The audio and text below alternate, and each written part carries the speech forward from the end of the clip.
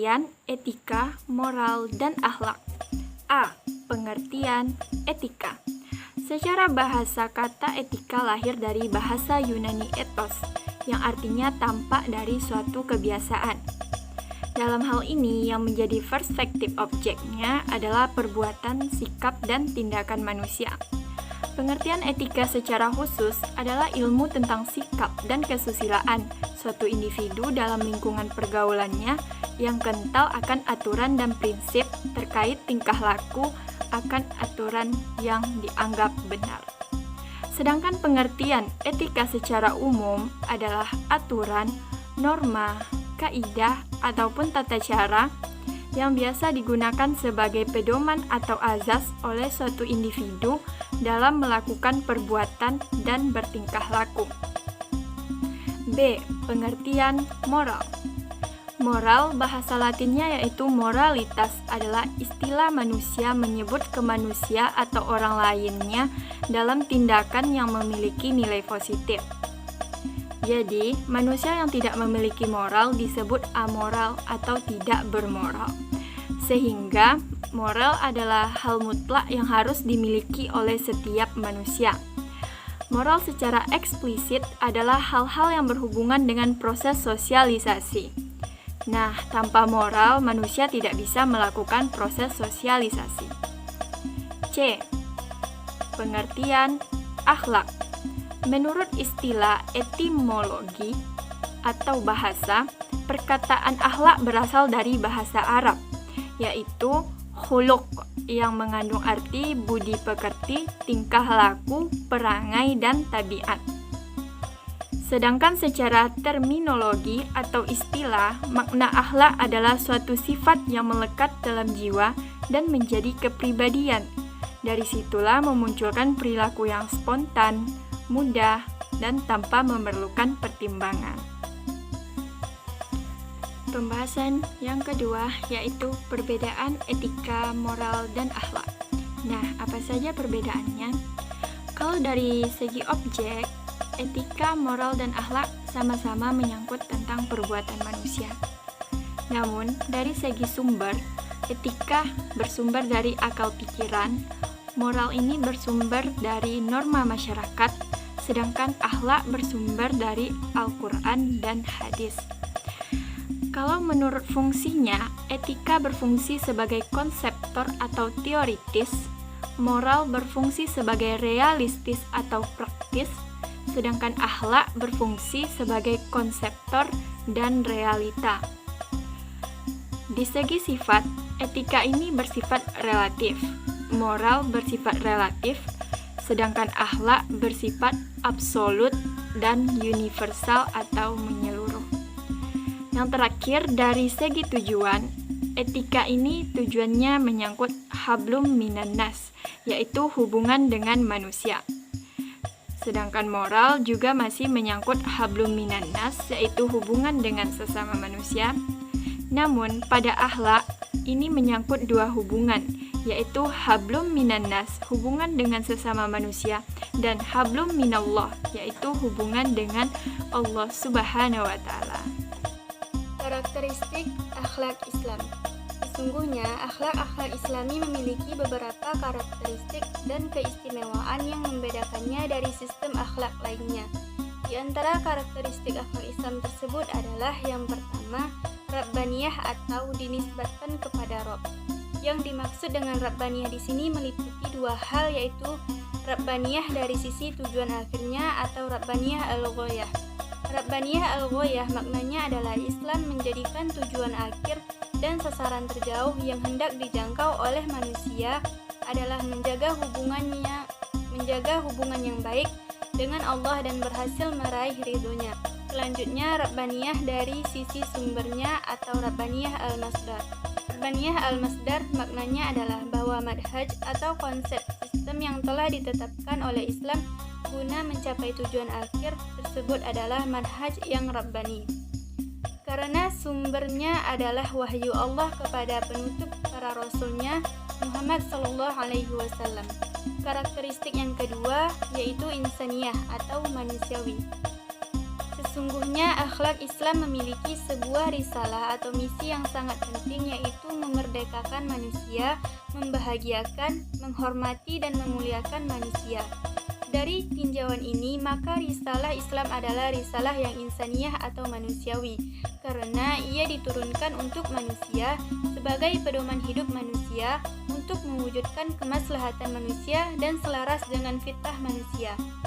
Bagi siapa saja yang mau mempelajari kitabullah dan sunnah Rasulnya, niscaya akan tampak jelas dan gamblang baginya bahwa Islam itu telah mengarahkan perhatian dan kepeduliannya yang sangat besar pada sisi kemanusiaan. Jika kita amati rangkaian ibadah-ibadah yang besar, kita akan dapati salah satu sisinya pasti memiliki aspek kemanusiaan.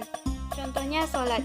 Ia adalah suatu ibadah yang besar, namun salah satu aspek kemanusiaannya adalah sebagai penolong manusia dalam mengarungi lika-liku kehidupan dan mengatasi problematikanya di alam yang fana ini. Ketiga, syumuliyah atau universal dan mencakup semua sisi kehidupan. Islam adalah risalah yang panjang terbentang sehingga meliputi semua abad sepanjang zaman, terhampar luas sehingga meliputi semua cakrawala umat, dan begitu mendalam sehingga menyentuh urusan-urusan dunia dan akhirat. Demikian pula akhlak Islam, ia berlaku secara universal untuk segenap manusia pada setiap zaman. Islam bukan risalah bagi bangsa tertentu yang mengklaim bahwa mereka sajalah yang merupakan bangsa yang dipilih Allah dan bahwa semua bangsa yang lain harus tunduk kepadanya. Semua memiliki hak yang sama dalam Islam. Karakteristik yang keempat, wasatiyah atau bersikap pertengahan. Karakteristik lain dalam Islam yang cukup menonjol adalah wasatiyah atau sikap pertengahan, atau dengan ungkapan lain disebut tawazun atau berkeseimbangan. Yang dimaksud dengan sikap pertengahan di sini adalah keseimbangan di antara dua hal yang saling bertolak belakang atau berlawanan. Seimbang dalam arti tidak lebih berat ke satu sisi dan mengabaikan sisi yang lainnya. Contoh dari dua hal yang saling bertolak belakang tersebut ialah sisi spiritual dan material, individual dan sosial, sisi duniawi dan ukhrawi, sikap idealisme dan realisme, dan seterusnya.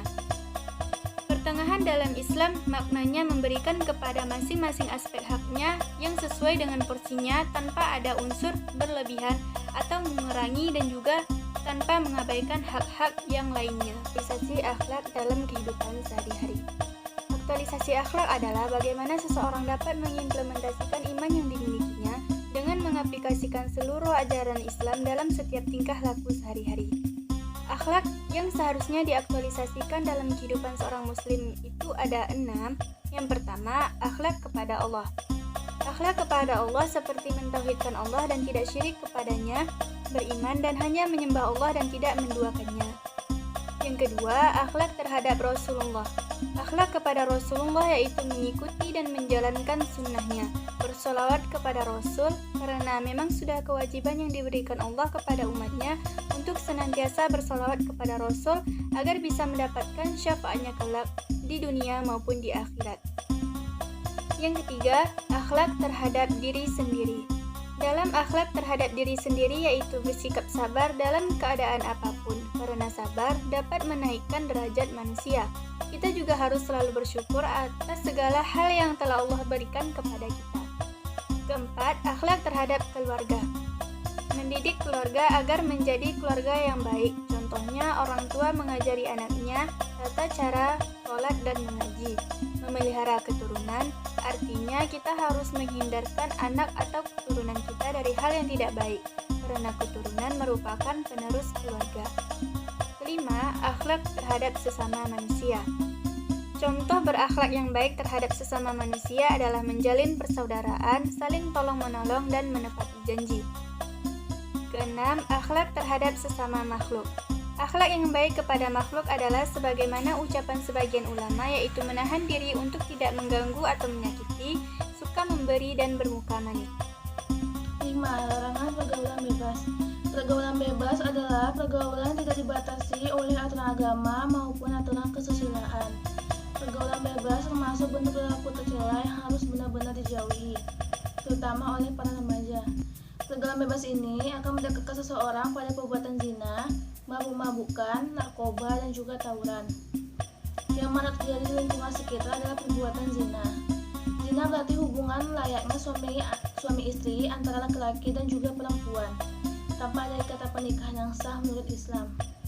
Menurut pandangan hukum Islam, perbuatan zina merupakan dosa besar yang dikategorikan sebagai perbuatan yang keji, hina, dan juga buruk. Faktor-faktor yang menyebabkan pergaulan bebas pada remaja adalah sebagai berikut. Yang pertama, kurangnya iman dan pengetahuan tentang agama. Yang kedua, faktor lingkungan seperti orang tua, teman, dan juga tetangga. Yang ketiga, faktor pengetahuan yang minim ditambah rasa ingin tahu yang tinggi. Dan yang keempat, faktor perubahan zaman. Dampak negatif dari pergaulan bebas adalah sebagai berikut. Yang pertama, menghancurkan masa depan remaja. Yang kedua, memupuskan harapan orang tua dan juga keluarga. Yang ketiga, terseret dalam lingkungan setan. Yang keempat, melakukan dosa-dosa besar. Yang kelima, mengarah pada perzinaan dan prostitusi yang dapat menyebabkan penyakit HIV. Cara menanggulangi pergaulan bebas adalah sebagai berikut. Yang pertama, memperkuat pengetahuan tentang ilmu agama. Yang kedua, membentuk karakter yang positif. Ketiga, memilih teman yang baik. Yang keempat, mempererat hubungan antara anak dan orang tua. Yang kelima, menghindari lingkungan yang tidak positif. Yang keenam, mengisi waktu luang. Yang ketujuh, memperluas pengetahuan. Yang kedelapan, memperbaiki komunikasi dengan keluarga. Yang kesembilan, taat kepada hukum. Yang sepuluh, membatasi pergaulan. Yang ke-11, menjaga tingkah laku. Dan yang terakhir, membatasi waktu di luar rumah. Adab berpakaian pada Islam. Pada wanita, yaitu harus memperhatikan syarat-syarat pakaian yang islami, yaitu yang dapat menutupi aurat terutama wanita. Yang kedua, memakai pakaian yang bersih dan rapi. Yang ketiga, mendahulukan bagian kanan saat memakai pakaian. Yang keempat, tidak menyerupai pakaian wanita bagi laki-laki ataupun pakaian laki-laki bagi wanita. Yang kelima, tidak menyerupai pakaian pendeta Yahudi atau Nasrani dan melambangkan pakaian kebesaran agama lain. Yang keenam, tidak ketat dan transparan. Yang ketujuh, sebelum memakai pakaian hendaklah berdoa terlebih dahulu. Fungsi pakaian wanita antara lain, yang pertama, menjauhkan wanita dari pelecehan dan gangguan. Yang kedua, membedakan antara wanita berakhlak hina dengan wanita berakhlak mulia. Yang ketiga, mencegah timbulnya fitnah. Dan keempat, memelihara kesucian diri dan agama. Ada pakaian laki-laki, yang pertama, wajib menutup aurat. Yang kedua, menghindari pakaian syurah atau sensasional. Yang ketiga, mengenakan pakaian sederhana.